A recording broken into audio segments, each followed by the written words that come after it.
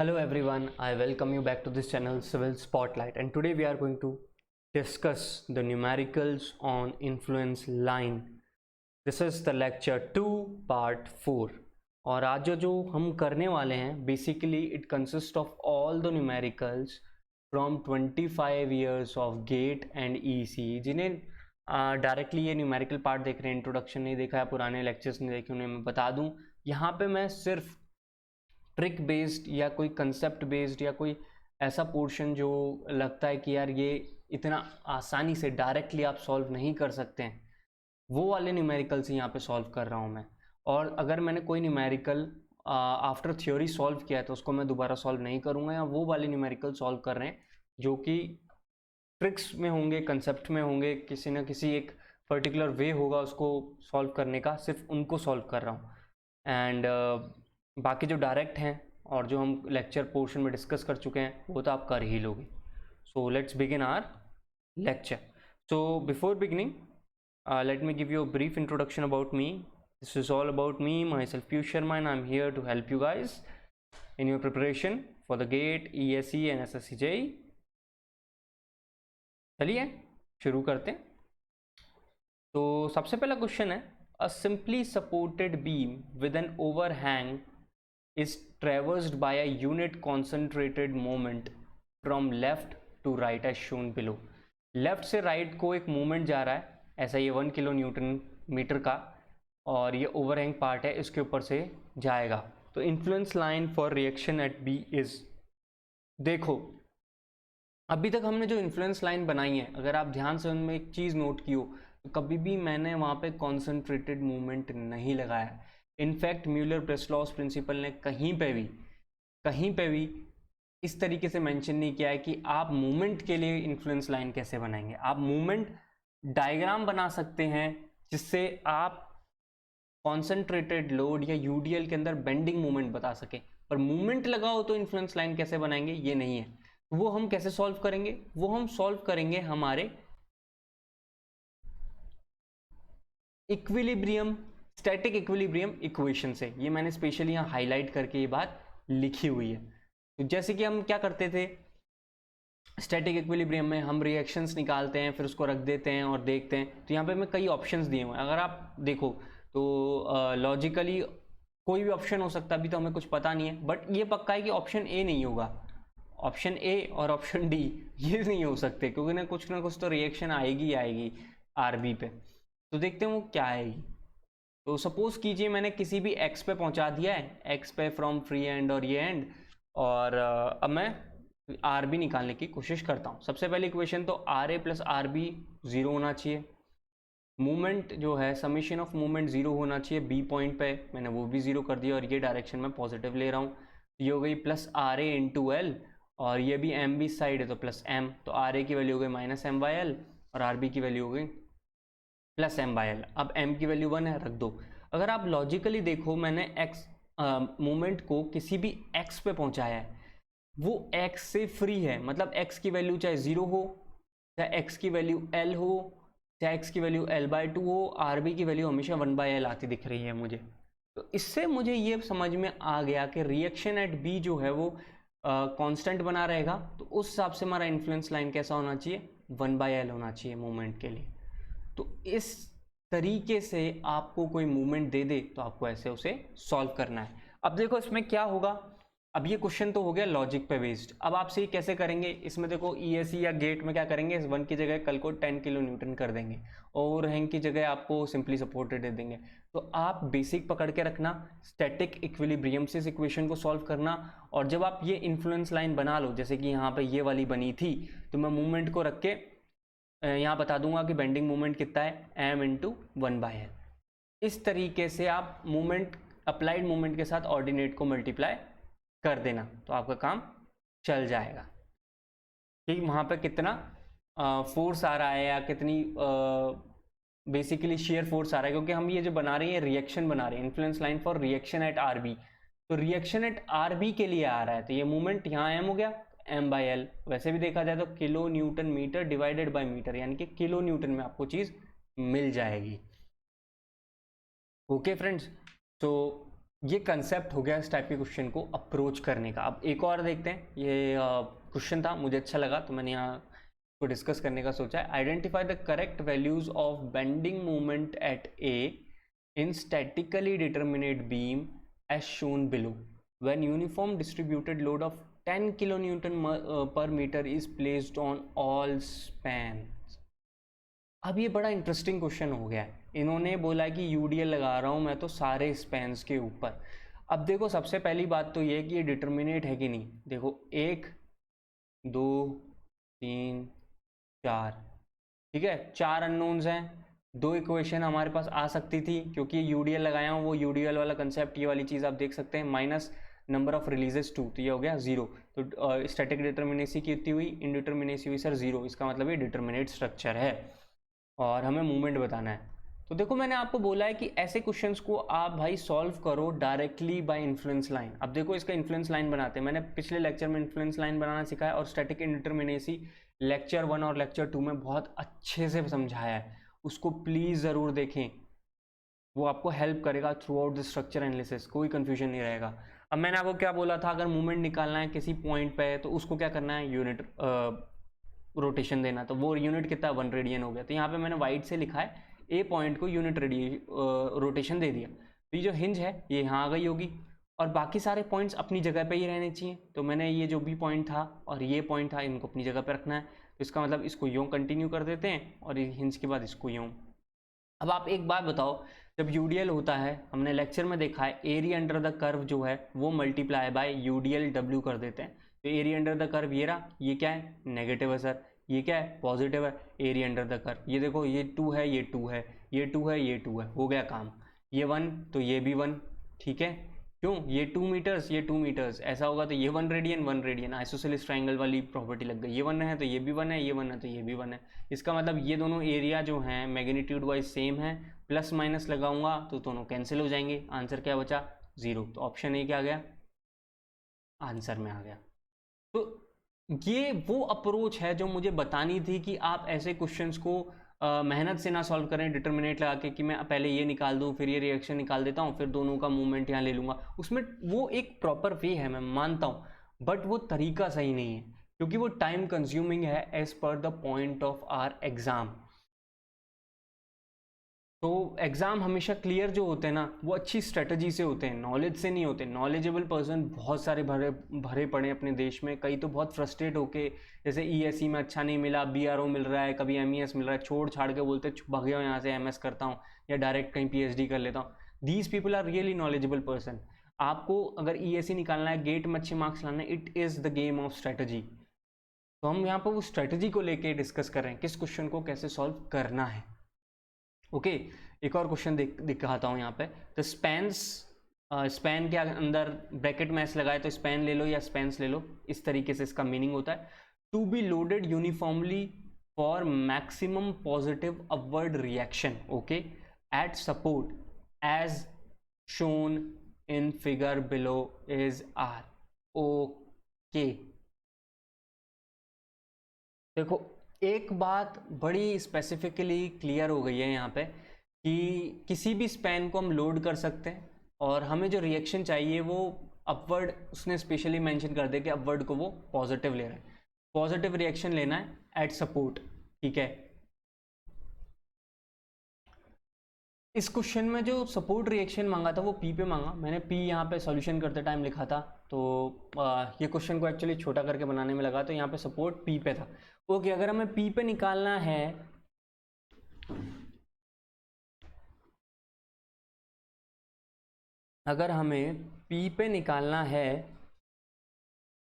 तो हम क्या करेंगे, P को यूनिटली डिस्प्लेस करेंगे, बाकी सारे पॉइंट्स अपनी जगह पे बने रहेंगे। अब आप देखेंगे T और ये लेंथ अपनी जगह पे ही बनी रहेगी, Q को मैं ज़्यादा हिलने नहीं दे सकता हूँ। तो वही चीज़ उठाया, P को डिस्प्लेस कर दो यूनिटी में, कहाँ पे, in the direction of load. तो ये गया कुछ ऐसा कर्व बनेगा, ये तो हमने देखा है लेक्चर के अंदर, ये नीचे जाएगा फिर ये पॉजिटिव हो जाएगा। उसने क्या बोला, मैक्सिमम चाहिए सर, पॉजिटिव चाहिए और अपवर्ड वाला चाहिए, अपवर्ड वाले को पॉजिटिव बोल रहा है वो, ठीक है, हम भी ये मान के हैं, हमने भी यही साइन कन्वेंशन यूज़ किया, हमें पता है। तो ये वाला जो पोर्शन है ये नेगेटिव है, ये पॉजिटिव होगा, ये पॉजिटिव होगा। तो आप यूडीएल कहाँ लगाओगे सर, आप यूडीएल लगाओगे आरएस पोर्शन में एंड पी क्यू पोर्शन में। तो P Q and R S is the right answer, P Q and R S, the option is D. देखो ये वाला क्वेश्चन ना, ये आपके आरसीसी में बड़ा पूछा जाता है। जैसे कि कंटिन्यूअस बीम्स हैं, उनको हम मैक्सिमम रिएक्शन या कई बार मैक्सिमम मूवमेंट के लिए किस तरीके से लोड दें, अगर आपको याद हो तो हम बताते हैं कि यार every alternate span for maximum support reaction या मैक्सिमम मूवमेंट के लिए क्या करें। तो मैक्सिमम मूवमेंट के लिए आप किसी पॉइंट का वो बना लें इन्फ्लुएंस लाइन, उसके अकॉर्डिंग देख लें पॉजिटिव कहाँ पे एंड नेगेटिव कहाँ पे, और उसके अकॉर्डिंग सोच के आप उसको लोड दें। तो ये वाला पोर्शन ही लॉजिकल एक्सप्लेनेशन है कैसे हम सोचते हैं कि ऑल्टरनेट स्पैन को for maximum magnitude of reaction हम लोड करें। आई होप ये वाली चीज़ भी मैंने यहाँ पे क्लियर कर दी होगी, इसलिए मैंने ये क्वेश्चन चूज़ किया था। चलिए एक और चलते हैं आगे, एक और क्वेश्चन है। अच्छा अच्छी बात है कि ये वाले क्वेश्चंस हैं, इनके अंदर ये वाला है, हिंज है, और साथ में इन्होंने हमको लोड भी दिया हुआ है। इससे हमें पता लगता है कि कैसे सॉल्व करनी है चीज़ें। Okay, a beam subjected to moving uniformly distributed load of 4 kilo newton पर मीटर। मैं कहूँगा okay sir. The maximum shear force that can occur itself just to the right of Q is. देखो पहली चीज़ तो इन्होंने बहुत स्पेसिफिकली क्वेश्चन इतना ही mention किया था। दूसरी बात, ये एक ऐसी बीम दी और ऑप्शंस दे दिए कुछ। अब आप लॉजिकली देखो, इस क्वेश्चन में इस 4 किलो न्यूटन पर मीटर की लेंथ नहीं दी हुई है, लेंथ का कोई आइडिया ही नहीं है, सिर्फ W देकर छोड़ दिया है। मतलब लेंथ मेरे को अपने दिमाग से, अपने अकल से लड़ानी है कि मुझे मैक्सिमम shear फोर्स के लिए लेंथ कितनी रखनी होगी, और वो भी किस पॉइंट के लिए, just to the right of Q, not at Q, not at Q but at just to the right of Q, right of Q, not at Q but just to the right of Q. तो इस चीज़ को ही मैं specify करने के लिए आज थोड़ी मेहनत करूंगा यहाँ पे। अब देखो क्या है, और इस टाइप के क्वेश्चंस को कैसे सॉल्व करते हैं। क्वेश्चन आपको ईएससी में देखने को मिलेगा, गेट में देखने को मिलेगा। ईएससी में तो डायरेक्टली उन्होंने just to the right of Q का बोल दिया कि बताना कौन सा डायग्राम है, या गेट वालों ने थोड़ा 4 किलो न्यूटन दे दिया और परेशान करने के लिए मूवमेंट भी पूछ सकते हैं ऐसे। ये तो वही चीज़ें, बस एक बार कंसेप्ट देख लीजिए। सबसे पहले तो मैंने आपको कहा था ये देख लो डिटर्मिनेट के इनडिटर्मिनेट। डिटर्मिनेट से फ़ायदा क्या होता है, मैं स्ट्रेट लाइन बनाता हूँ इन्फ्लुएंस लाइन, इनडिटर्मिनेट के लिए कर्व बनता है। ये बात हम देख चुके हैं लेक्चर के अंदर। तो 4 नंबर ऑफ इक्वेशंस होगी क्योंकि ये लोडेड है। क्यों है, क्योंकि सर ये लोडेड है, इसलिए 1 2 3 एंड 4 हॉरिजॉन्टल को हम नहीं लेंगे क्योंकि ये लोडेड है। ये मैंने डिटर्मिनेसी में बहुत अच्छे से वाले लेक्चर में अच्छे से पढ़ा है। तो नंबर ऑफ इक्वेशंस कितनी जाएंगी, 2, हटा दी। नंबर ऑफ रिलीजेस कितने हैं, 2, क्योंकि 2 हिंजेस हैं, कितनी हो गई, 0। तो ये स्ट्रेट लाइन बनेगी हमारी इन्फ्लुएंस लाइन। ठीक है, मैं पहले थोड़ा मोर राइट ऑफ क्यू चले जाता हूँ। ठीक है, फिर इस एक्स को यहाँ धीरे धीरे करके यहाँ ले आऊँगा, उससे हमें और अच्छे से ग्राफ दिखेगा। तो पहले ग्राफ दिखाने के लिए आपको, पहले ये बीम थी वाइट में और रेड कलर में, यहाँ देख रहे हो आप, ये मैंने बनाया इन्फ्लुएंस लाइन। अगर मेरे को एक्स पे चाहिए, आपको पता है ऐसे उठाना है, ऐसे उठाना है, बाकी सारी पोजीशंस अपनी जगह पे रहनी चाहिए। तो ये फिक्स था, इस पॉइंट के बाद पाइवोट करेगा, इसलिए इसको नीचे पहुंचा दिया। ये पॉइंट के बाद घूमेगा, अगेन यहाँ हिंज आ गया एंड पहुंचा दिया, तो ऐसा बना। अब मैं इस एक्स को क्यू के और पास ले जाता हूँ, क्यू के और पास लेके जाऊंगा तो आप लॉजिकली देखो ये वाला पोर्शन ना और छोटा हो गया। ठीक है, और मैं अगर इसको कहूँ just to the right of Q, मतलब क्यू के बिल्कुल इन्फिनाइटली बगल में ही है, वो इतनी बगल में है, इतनी बगल में है कि बस पूछो ही मत, मतलब बिल्कुल हम देख नहीं सकते। तो देखो बिल्कुल मैं उसके जस्ट क्यू के राइट में ही बनाने की मैंने कोशिश की है। तो आपको कर्व कैसा दिखेगा, ये दिखेगा। ये वाला पोर्शन क्या हो जाएगा, ऑलमोस्ट यूनिटी हो जाएगा। ठीक है, और ये वाले पोर्शन एज इट इज हो गया, जैसा ग्राफ होना चाहिए एक इन्फ्लुएंस लाइन का। Influence line diagram just to the right of Q. अब उसने मेरे से क्या पूछा, सर मैक्सिमम शियर फोर्स बता दो, मैक्सिमम शियर फोर्स बता दो 4 किलो न्यूटन के लिए। लेंथ तो दी नहीं थी इसने, इसका मतलब मैं अपने दिमाग से लेंथ लगाऊंगा। अब आपको ये मिल गया। शियर फोर्स के लिए क्या करते हैं हम, सर जो पॉजिटिव पोर्शन है ना वो हमें पाना है, तभी तो हमें मैक्सिमम मिलेगा। अगर मैंने नेगेटिव ले लिया तो यार नेगेटिव तो कम कर देगा, तो नेगेटिव को हटा देता हूँ, यूडीएल लगा देता हूँ इस पूरी लेंथ के अंदर, पॉजिटिव के अंदर। तो देख रहे हो कि मेरे को यूडीएल कहाँ लगाना पड़ा, पी क्यू और क्यू आर में लगाना पड़ा। और एरिया अंडर द जो कर्व है, जो एरिया अंडर द कर्व है, इसे मल्टीप्लाई करेंगे W से, तो मुझे डायरेक्टली इस इन्फ्लुएंस लाइन से रिलेटेड जो भी शेयर फोर्स निकालना है वो मिल जाएगा। तो shear force at the right of Q क्या होगा, सर वो होगा area under the triangle, triangle के half into base into height. So यहाँ हाइट है डेल्टा 1, ये बेस शायद 5 मीटर्स गिवन है, ये 20 मीटर्स गिवन है, तो हम लिख देते हैं half into 5 into delta 1 into 4 क्या है ये W, वो किलो न्यूटन पर मीटर W है अपना, है ना, वो है इंटू 2 क्योंकि 2 ट्राइंगल हो गए। उसी तरीके से वो बड़ा 20 वाला है, उसके मल्टीप्लाई कर दिया मैंने, ये देखो ये 5 मीटर्स। तो इसको सॉल्व कर देते हैं, हमें 45 किलो न्यूटन का आंसर मिल गया। और आपको जैसे ज़्यादा प्रॉब्लम होगी तो यार ये डेल्टा 1 निकालना है, ये क्या होगा सर, ये हो जाएगा delta 1 is equals to theta Q into 5, क्योंकि 5 मीटर का है वो, तो वो वाला फॉर्मूला लगा दिया। और हमें पता है कि ये जो थीटा क्यू है ये कितना होगा, ये इस एंगल के बराबर होगा थीटा आर के। कैसे, देखो अब ये थोड़ा यहाँ आ जाओ, मैं यहीं पे ये चीज़ भी यहाँ पे कन्फ्यूजन जो है दूर कर दूंगा।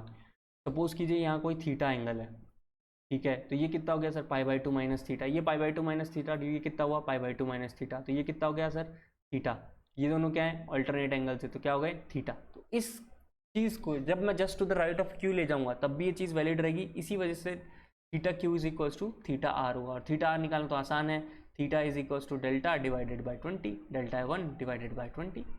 सो गॉट दैट आंसर। आ रहा है कि नहीं आ रहा है समझ में? सो ये इस टाइप के क्वेश्चन को आपको just to the right of Q ऐसे ही सॉल्व करना है।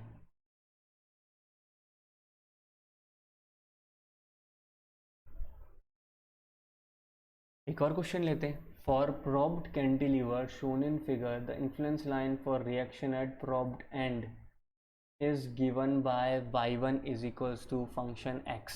Okay, the influence line for ordinate y2 okay for movement at a is given by equation. Okay, y2 जो है ये मूवमेंट को रिप्रेजेंट कर रहा है।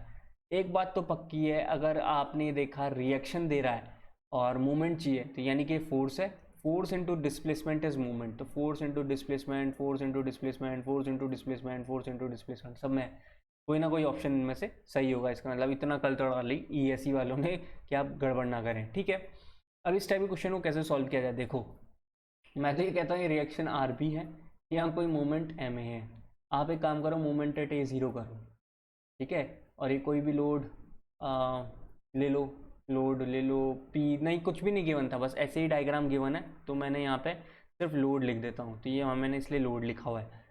ओके सर, तो आप मोमेंट एट 0 करोगे तो ये हो गया RB इंटू L, और इस लोड का इफेक्ट उल्टा, तो प्लस का आ गया, ये 0 किस तरफ भेज दिया, प्लस MA भी आएगा, ये आएगा, तो हमको यहीं से मिल गया RB का जो वैल्यू है वो क्या है, f(x) से डिनोट होगा, f(x) into L minus load क्या है, जनरली हम यूनिट लेते हैं, मैंने बहुत अच्छे से समझाया था, जब कुछ भी ना हो अपने को समझना ही है तो यूनिट लोड ले लो, तो 1 इंटू एक्स, ले भाई मोमेंट एट A मिल गया, क्या मस्त मोमेंट एट A मिला है, तो ऑप्शन क्या हो गया D।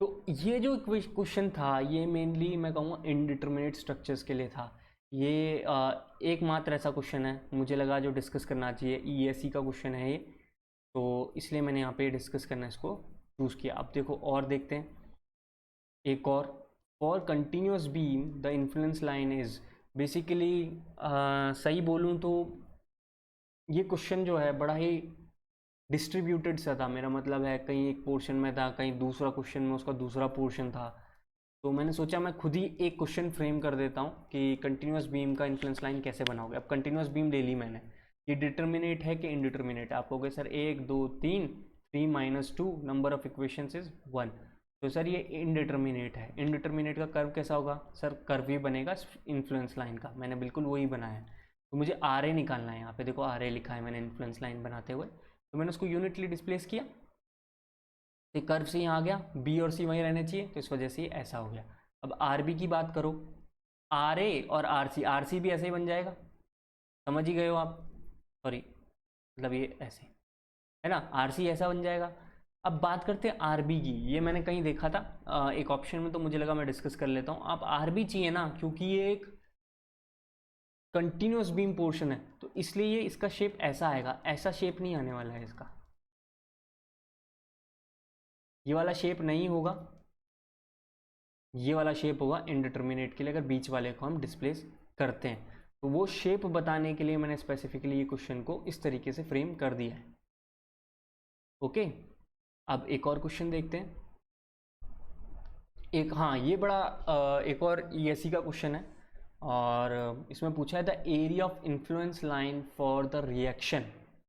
वापस से ढंग से देखना, the area of influence line for reaction eight hinged and of uniform probed cantilever beam of length L.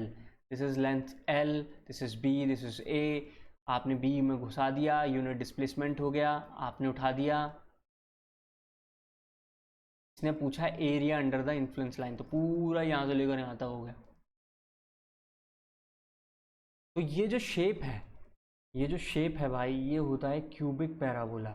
इस बात को आप जितनी अच्छे से समझ लें उतना अच्छा है, कि याद कर लें, रट लें कि भाई ये क्यूबिक पैराबोला यानी कि x⁻³ की पावर में इक्वेशन लिखी गई है, 3rd डिग्री इक्वेशन है। तो एरिया क्या होता है किसी भी nth डिग्री वाले सिस्टम के लिए? आप कहते हो sir b into H, B क्या है विड्थ है, h क्या है हाइट है। ओके, BH और इसकी nth डिग्री है तो n+1 होता है इसका area under the curve for this kind of curve. तो मैंने उसी चीज़ को उठाया है, 1 divided by n+1 into BH। B की वैल्यू क्या है L, H की वैल्यू क्या है 1, 3 + 1 इट बिकम्स L/4। तो आपसे ये कल को एरिया अंडर द कर्व पूछ लें या लेंथ की वैल्यू 10 दे दे, 20 दे दे, तो आप उसके अकॉर्डिंग इस क्वेश्चन को सॉल्व कर सकते हैं। अब एक और क्वेश्चन देख लेता हूँ। The influence line diagram for support moment A, okay, of fixed beam AB with constant EI। Okay, इन्होंने ILD मांगा है सपोर्ट मोमेंट A के लिए। मैंने आपको क्या कहा था, अगर फिक्स्ड पॉइंट है, सपोर्ट है, तो वहाँ मोमेंट आएगा, मोमेंट आएगा तो आपको इन्फ्लुएंस लाइन भी बनेगा। इन्फ्लुएंस लाइन के लिए क्या करना है सर, इसको यहाँ पर यूनिट रोटेशन देना है। आप कहोगे ओके सर मैं यूनिट रोटेशन देने बैठ गया, बाकी एक पॉइंट को यूनिट रोटेशन देना है, बी को मुझे नहीं छेड़ना है। तो यहाँ पे अगर मैं इसको ए को यूनिट रोटेशन देता हूँ, बी अपनी जगह पे बना हुआ है, स्लोप 0 है, तो कहीं ना कहीं सही दिख रहा है। यहाँ पे देखो यूनिट रोटेशन तो है नहीं, ये इसके साथ मिलता हुआ कर दिया, ये तो ये ऐसे ही गलत हो गया। अब आप इसकी स्लोप बनाओ, ये भी नहीं है और ये भी नहीं है, तो दोनों में ही 0 है, करेक्ट, और ये भी दोनों में 0 है यार, ये भी यूनिट रोटेशन है, तो बेस्ट आंसर क्या होगा, ऑप्शन ए। तो इस तरीके से आप इस चीज़ को सॉल्व कर सकते हो। एक और क्वेश्चन लेते हैं। The influence line diagram for vertical reaction at A of beam is, again देखो ये इनडिटर्मिनेट स्ट्रक्चर है, ये तो क्लियरली आप समझ ही गए, इनडिटर्मिनेट है, ऊपर से फिक्स्ड है और रिएक्शन मांगा है। तो इस ए पॉइंट को क्या करूंगा मैं सर, डिस्प्लेस करूंगा यूनिटी से। और मैंने आपको कहा था यार, ये इसको जब इतने से पोर्शन को देखोगे ना, आप इमेजिन करो जो मैंने लेक्चर के अंदर इस वाले लेक्चर से पहले जो लेक्चर था जिसमें इन्फ्लुएंस लाइन बनाना सिखाया, कैंटिलीवर के क्या बोला था, फिक्स्ड को उठा रहे हो तो बिल्कुल ऐसा उठा दो इसको, है ना। यहाँ पर यहाँ फिक्स्ड है, बी और सी के साथ तो मैं खेल नहीं सकता, उसको वहीं करना है, तो इसको मैं यहाँ घुमा के और ऐसे निकाल दूंगा। ऐसे ही तो मैंने आपको सिखाया इंडिटरमिनेट स्ट्रक्चर का इन्फ्लुएंस लाइन बनाना। तो यहाँ तो यूनिट डिस्प्लेसमेंट किया और बी सी का निकाल दिया, we got A. Getting my point? So these are the most important question which I found in 25 years of GATE and ESE to be worth discussing in this lecture। SSC JEE से इसने लिए क्योंकि उनके ज़्यादातर question मैंने lecture के अंदर ही discuss कर दिए हैं। और वैसे भी मैं अब दूसरी अप्रोच अपना रहा हूँ। पहले मैं क्लियरली एक लेक्चर बनाता था, फिर उसके बाद पूरी थ्योरी पढ़ाने के बाद मैं न्यूमेरिकल बनाता था। तो बच्चों की जो रिक्वेस्ट आई, कुछ ही हैं जिन्होंने मुझे फीडबैक दिया, उन्होंने बोला कि सर आप जब लेक्चर के थ्योरी पोर्ट पढ़ाते हो किसी भी टॉपिक का, उसके थ्योरी एंड न्यूमेरिकल दोनों एक साथ ही बता दिया करो। तो इसी वजह से इस बार जब आप लेक्चर 2 देख रहे होंगे, उसका पार्ट 1 पार्ट 2 आपको मिलेगा। एक थ्योरी का पोर्शन है, फिर उसके नीचे SSC JEE गेट और ESE के 25 ईयर से उठाए सारे ट्रिक बेस्ड क्वेश्चन वहीं के वहीं डिस्कस कर दिए। ये बचे कुछ वो क्वेश्चन हैं जिनके अंदर 2-3 चीज़ें मिक्स हुई हैं या एक टॉपिक के नीचे नहीं कराए जा सकते थे, तो मैंने वो वाले सारे क्वेश्चन यहाँ एंड में करवा दिए हैं। So this is all for now. इसके बाद हम नया चैप्टर स्टार्ट करेंगे। So thank you. Before I leave, I request you people to subscribe this channel, share it with your friends, give me feedback, and thank you. God bless you all.